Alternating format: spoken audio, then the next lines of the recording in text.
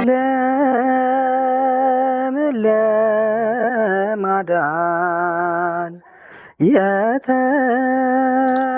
እንበለ ደዌ ወሕማም እንበለ ጻማ ወድካም አመከመዮ ያብጻና ያብጻይክሙ እግዚአብሔር በሰላም። የእግዚአብሔር ቤተሰቦች በልዑል እግዚአብሔር ፍጹም ሰላምታ እንደምን ዋላችሁ እንደምን ቆያችሁ? አሜን። የአምላካችን የልዑል እግዚአብሔር ስም ዛሬም ዘወትርም የተመሰገነ ይሁን። እንግዲህ በዚህ ሳምንት ቤተክርስቲያናችን የክርስቶስን ሕማምና መከራ በተለየ ወቅት የምታከብርበት፣ የምትዘክርበት፣ የምታስብበት ወቅት ነው። ይህንን ሐሳብ መነሻ በማድረግ በዚህ ወቅት የሚደረጉና የማይደረጉ ነገሮችን እናስባለን ወይም እንነጋገራለን ማለት ነው። ይህ ሐሳብ ብዙዎችን ጥያቄ የሚፈጥርባቸው ነው። እነዚህ ጥያቄዎች መመለስ አለባቸው። ምክንያቱም እናድርግ አናድርግ የሚል በቤተክርስቲያናችን ብዙዎች ብዙ ሐሳብ ያመጣሉና ይህንን ነገር ለማጥራት በተወሰነው መልኩ ይህንን ሐሳብ እንነጋገርበታለን። ይህንን ሐሳብ ከማንሳታችን በፊት ግን እነዚህ ነገሮች ለምን እንፈጽማለን፣ ለምናደርጋቸው ወይም ለማናደርጋቸው ነገሮች ምክንያታቸው ምንድነው የሚለውን ማሰብ ወይም ማወቅ በጣም ተገቢ ነገር ነው። ይህንንም በሁለት መንገድ ማየት እንችላለን። እንዳልኳችሁ ሕማማቱን የምናስብበት የሕማማት ሰሞን ነው እንላለንና ሕማማት ወይም መከራዎች የምናስበው የማንን ነው የሚለው ማንሳት ያስፈልጋል። ሁለት ሐሳቦች አሉ ሕማማት የምናስብባቸው። አንደኛው የመድኃኒታችን የኢየሱስ ክርስቶስ ሕማማት ስለ ሰው ልጆች ብሎ የተቀበላቸውን መከራዎች የምናስብበት ነው። ሕማማት የሚለው በብዙ ዘርፍ የሚነገር ነው። ስቃዮች፣ መከራዎች እነዚህን የሚያጠቃልል ነው። ሁለተኛ ግን የሰው ልጆች ሕማም ተብሎ ይነገራልና የሰው ልጆች ሕማምን ስናነሳ በብሉይ ኪዳን የነበሩት የሰው ልጆች የነበሩበትን ወቅት መመልከት ያስፈልጋል።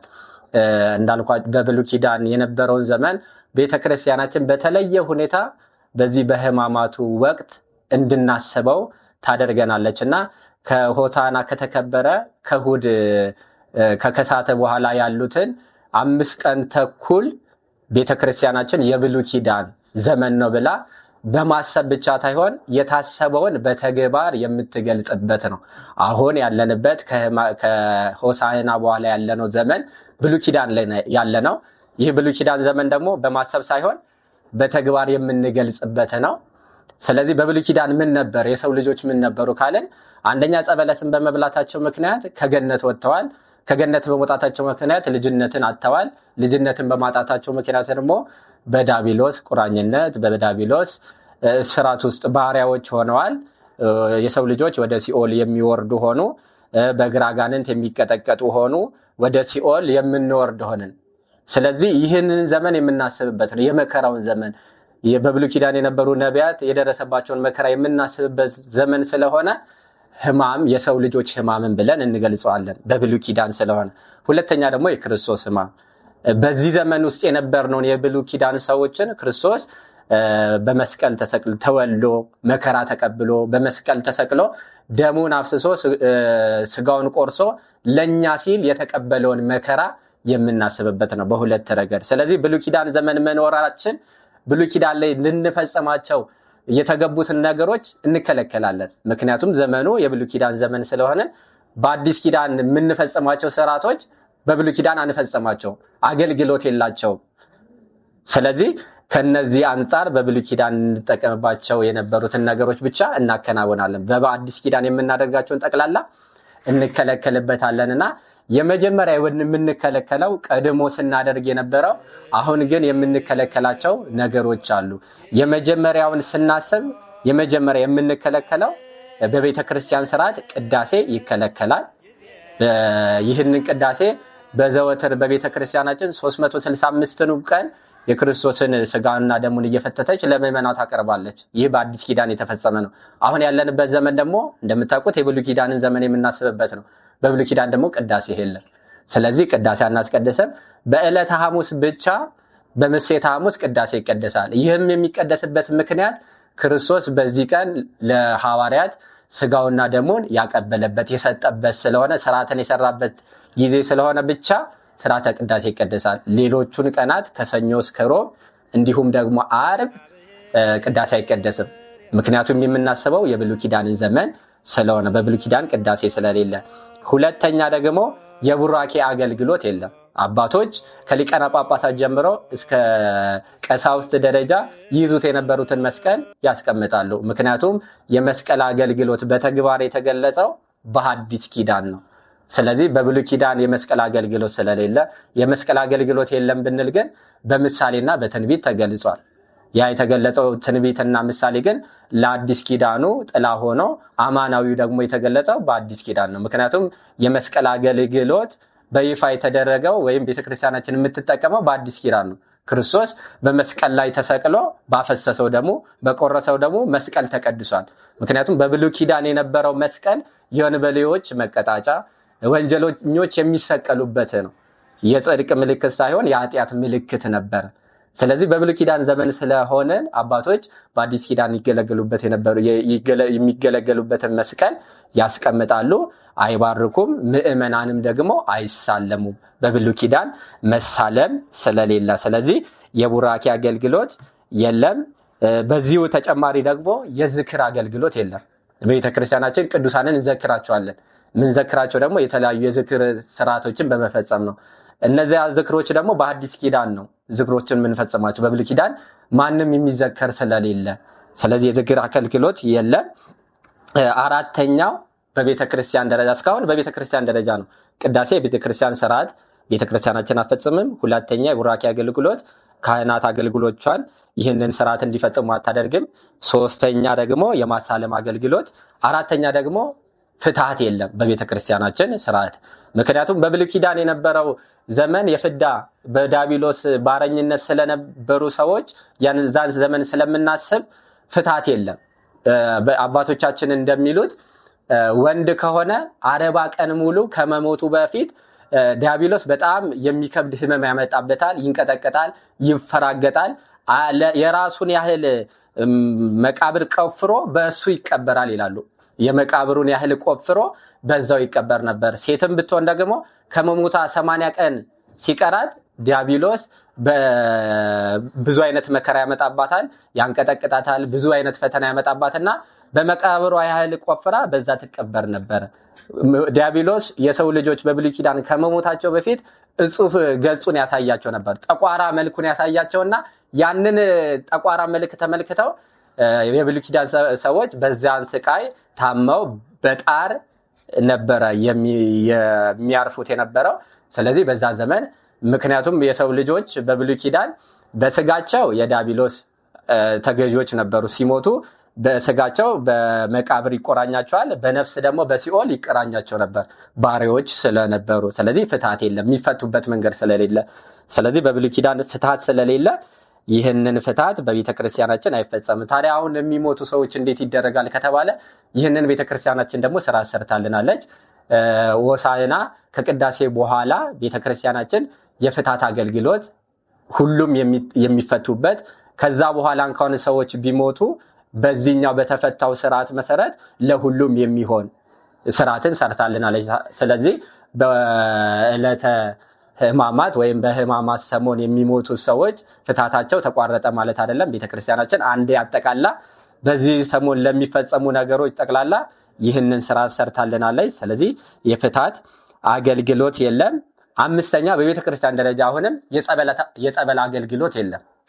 ጸበል የሚጠመቁ ወይም የሚያጠምቁ አገልጋዮችን በጸበል ቦታ ተመድበው። ምክንያቱም በዚያ ቦታ ላይ ካህናት ተገኝተው በመስቀል ማዩን መባረክ አለባቸው።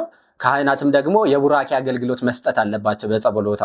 ስለዚህ አሁን ደግሞ በብሉይ ኪዳን ዘመን ስለሆነ የመስቀልም አገልግሎት ስለሌለ ካህናትም መስቀል ስለማይዙ የቡራኬ አገልግሎትም ስለሌለ ጸበል መጸበል የለም። ነገር ግን ጸበል መጸበል ላይ የለም ስንል ሰዎች መጠጣት ከፈለጉ ምን ያድርጉ የሚለውን ቤተክርስቲያናችን ለዚህኛው ስራ ሰርታልናለች።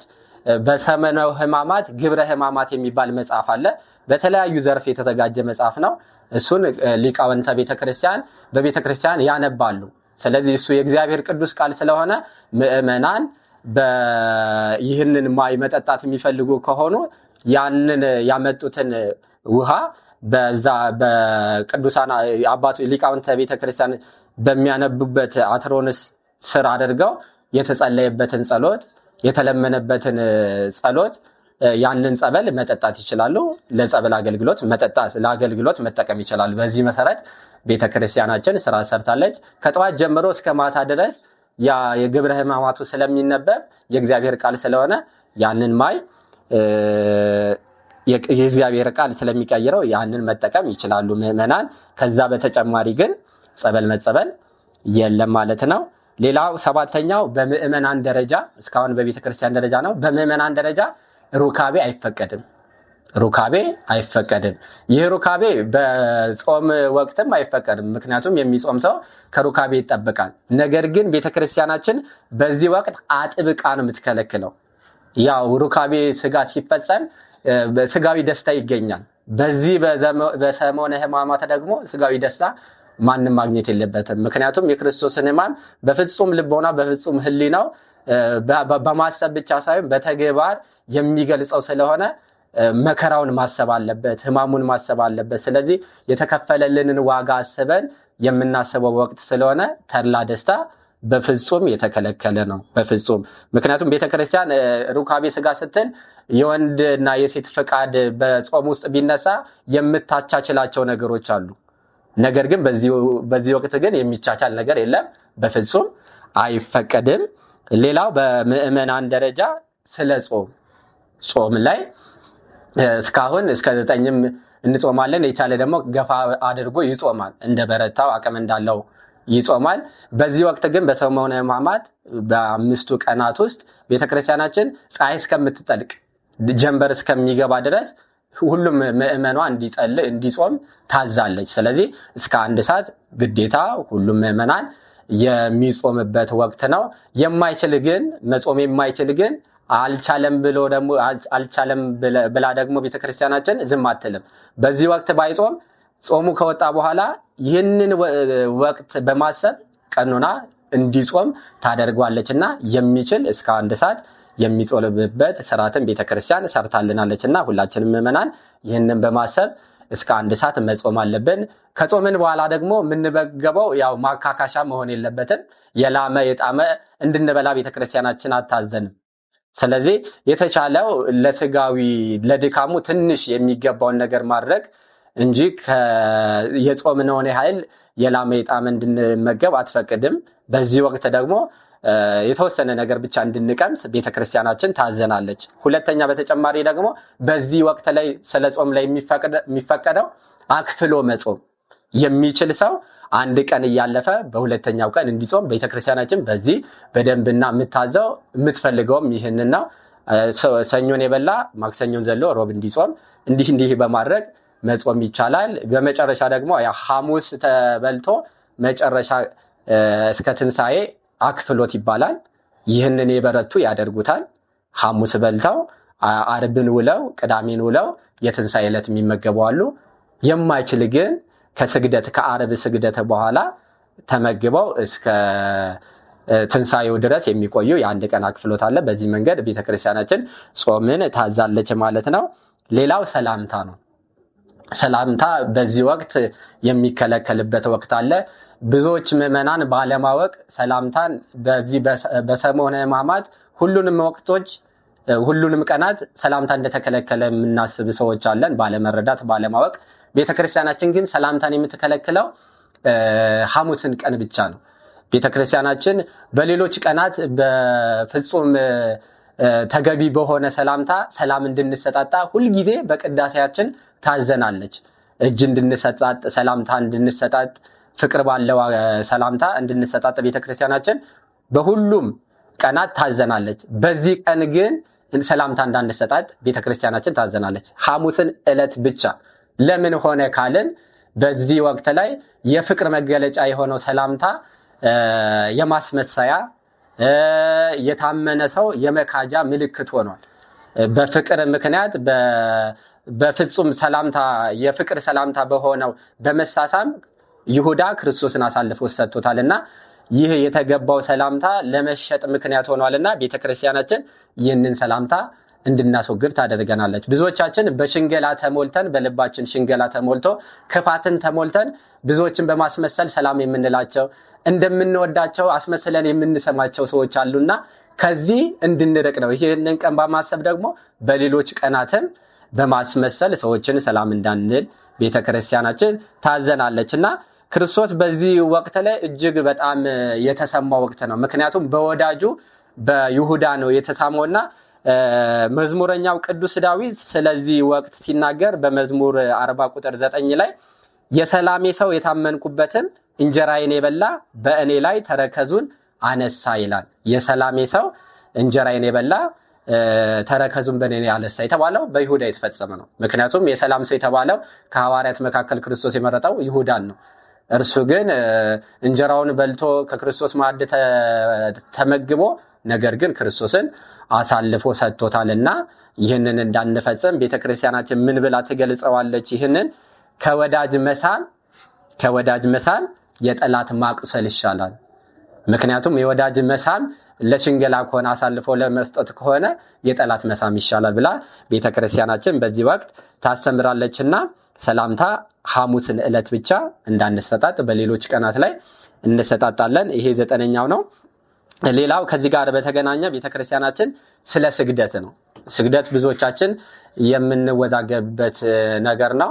እንደምታውቁት በቤተክርስቲያናችን የማይሰገድበት ወቅቶች አሉ። ቤተክርስቲያን የግዝት በዓላት የሚባሉት የእመቤታችን 21 የጌታችን ደግሞ ባለወልድ የቅዱስ ሚካኤል በ12 በእነዚህ በግዝት ቀናቶች ቤተክርስቲያናችን እንዳንሰግድ ትእዛዝ ሰጥታናለች። ያው የእመቤታችን በ21 የቅዱሳን ሰዎችን በመወከል የቅዱሳን ሰዎችን ጠቅላላ 21 በማሰብ ቤተክርስቲያናችን 21 አንሰግድን። 12 ደግሞ ቅዱስ ሚካኤልን በማሰብ የመላእክትን ጠቅላላ በዓላት ለማሰብ በ12 የእግዚአብሔርን በዓላት ደግሞ በማሰብ ባለወልድ በ29 እንዳንሰግድ ቤተክርስቲያናችን ታዘናለች። ይህንን ቢሆን ግን የአምልኮ ስግደት የማይቋርጥ ነው። የክርስቲያኖች የመንፈሳዊ ማንነታቸው መገለጫ አንዱ ስግደት ነው። የመንፈሳዊ ሰው መገለጫው ስግደት ነውና ስግደት አይቋረጥም። አንዳንድ ሰው በሰመነ ሕማማት እንኳን በአርብ ዕለት ብቻ የሚሰገድ ይመስለዋል። ነገር ግን ስግደት ከሰኞ ጀምሮ በደንብ ክርስቶስን ሕማማቱን ይበልጥ የምናስብበት ስለሆነ በስግደት ነው ሰሞኑን የምናስተላልፈው በስግደትና በጸሎት ነው የምትለውና በዚህ ወቅት ላይ ታዲያ የግዝት በዓል ቢውል ይሰገዳል ወይስ አይሰገድም የሚል ጥያቄ በየዓመቱ የሚመጣ ጥያቄ ነውና ይህንን ማጥራት ስላለብን ምንም አይነት በዓል በዚህ በሰሞነ ሕማማት ላይ ቢውል ይሰገዳል። ለምን ካልን ከክርስቶስ የሚበልጥ በዓል የለንም። ምክንያቱም የክርስቶስን ሕማም የምናስብበት ነው። የክርስቶስ ስለኛ ሲል የተቀበለውን መከራ የምናስብበት ወቅት ላይ ምንም ነገር ቢመጣ እንሰግዳለን። ምክንያቱም ከእመቤታችን በዓል ይልቅ የክርስቶስ በዓል ይበልጣል። እመቤታችን ከክርስቶስ ታንሳለች፣ አምላኳ ነው። እሷ ደግሞ ፍጡሩ ስለሆነች በዚህ የተረሳ የክርስቶስን ሕማም በተለየ ሁኔታ በስግደት እስከምንችለው ድረስ እየሰገደን የምናስተላልፈው ስለሆነ ባለወልድም ቢውል የእመቤታችንም ቢውል ቅዱስ ሚካኤልም ቢውል ይሰገዳል፣ አይቋረጥም ስግደት ማለት ነው። ይህንን ለማስገንዘብ ነው። ሌሎቹ የክህነት አገልግሎትና የክርስትና አሰጣጥ አለ ወይ? ክርስትና በዚህ ወቅት ላይ መነሳት ይቻላል ወይስ አይቻልም ከተባለ ቤተክርስቲያናችን በዚህ ወቅት ላይ ክርስትና አታነሳ። ስለዚህ በዚህ ወቅት ላይ ክርስትና አታነሳም። ስለዚህ በዚህ ወቅት ላይ 40 ቀን 80 ቀን የደረሱት ከሕማማቱ በኋላ ቤተክርስቲያናችን ባላት ስርዓት መሰረት ክርስትና እንዲነሱ ተደነግጋለች። ባሉት በባለ 50 በዓላት ላይ በዛ ወቅት ላይ ክርስትና ታነሳለች። ለምን ካልን ክርስትናው ከተነሱ በኋላ ስጋውና ደሙን መቀበል አለባቸው። በዛ ስርዓት ውስጥ ደግሞ በአሁን ያለንበት በብሉይ ኪዳን ዘመን ስለሆነ ልጅነትን ያጣንበት ዘመን ነው። ብሉይ ኪዳን የጸበለትን በመብላታችን ምክንያት ከገነት የወጣንበት ልጅነትን ያጣንበት ሁኔታ ስለሆነ በዚህ ወቅት ላይ ልጅነት ያላገኘንበት ወቅት ስለሆነ በዚህ ወቅት ላይ ክርስትና አይነሳም፣ የክህነት አገልግሎትም አይሰጥም። ምክንያቱም የብሉይ ኪዳን ዘመን ነን። የብሉይ ኪዳን አገልግሎት ደግሞ የሚሰጠው በቤተ መቅደስ አይደለም። ያው እንደምታውቁት በብሉይ ኪዳን የሚሰሩ ስርዓቶች አሉ። በዛ ስርዓት ነውና ክህነቱ ያለው። በዚህ በአዲስ ኪዳን ላይ የሐዲስ ኪዳን በብሉይ ኪዳን ላይ የሐዲስ ኪዳን ክህነት አይሰጥም። ምክንያቱም ብሉይ ኪዳን ያለንበት ዘመን የሐዲስ ኪዳኑ ክህነት በዚህ ወሰለ የማይሰጥ የክህነት አገልግሎት አይሰጥም። የመጨረሻው ጸሎትን ስናስብ ይበልጥኑ በዚህ ዘመን በዚህ ሳምንት ውስጥ አብልጠን የምንጸልይበት በቤተክርስቲያን ተገኝተን ጸሎቱን የምንካፈልበት ወቅት ነው። ታዲያ በዚህ ወቅት ምን ይነሳል? መልካ መልኮች አሉ። በቤተክርስቲያን የተደረሱ የመልክ ጸሎቶች አሉ። መልካ ኢየሱስ፣ መልካ ማርያም። ስለዚህ በዚህ ወቅት ይጸለያል አይጸለይም ካልን በሁለት ረገድ ነው መመልከት የምንችለው።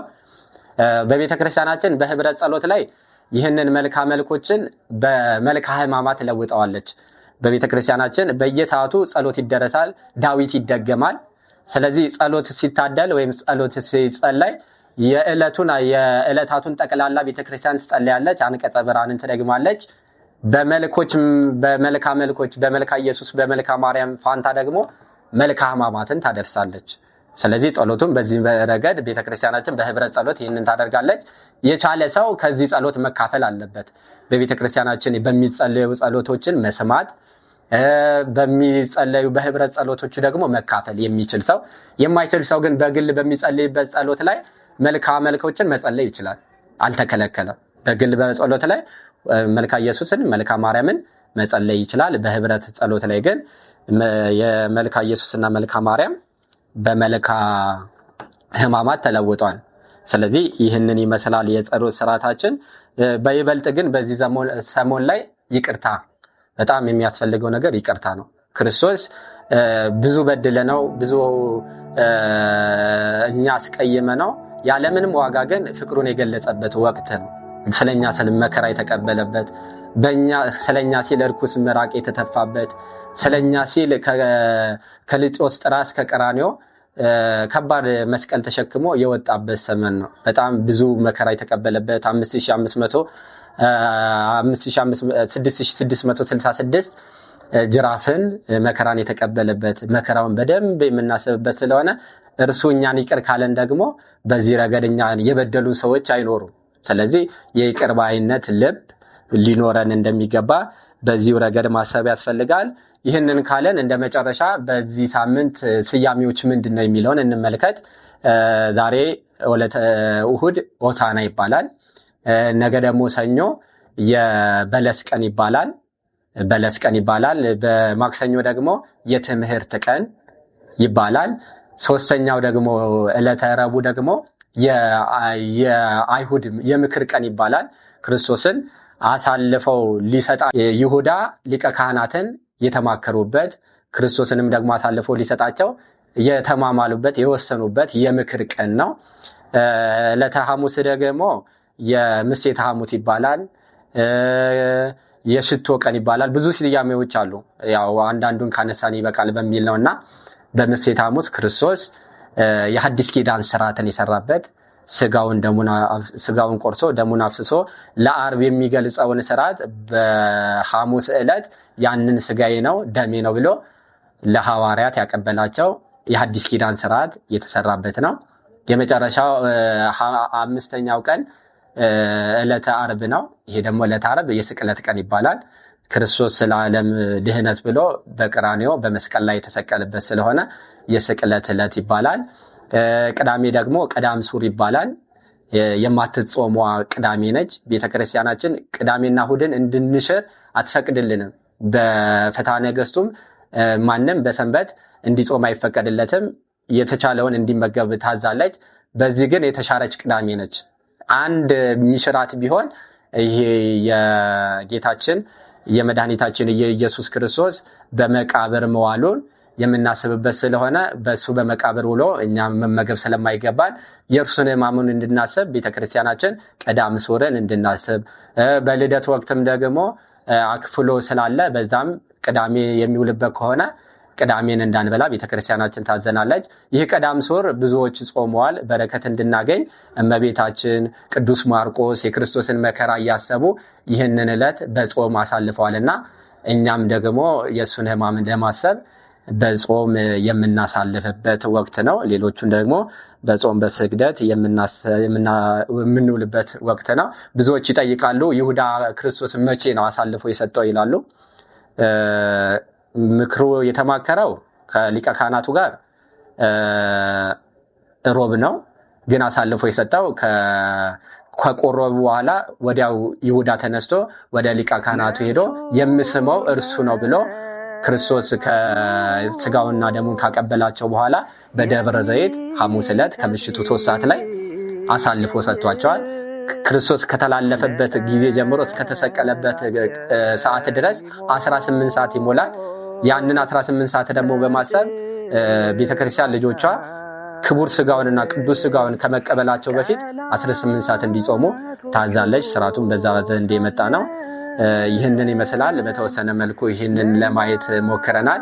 እግዚአብሔር አምላካችን የሰሙነ ሕማማቱን አሳልፎ ለብርሃነ ትንሣኤው እንዲያደርሰን የእርሱ መልካምና ቅዱስ ፈቃድ ይሁንልን። ወስብሐት ለእግዚአብሔር። ወደር የሌለው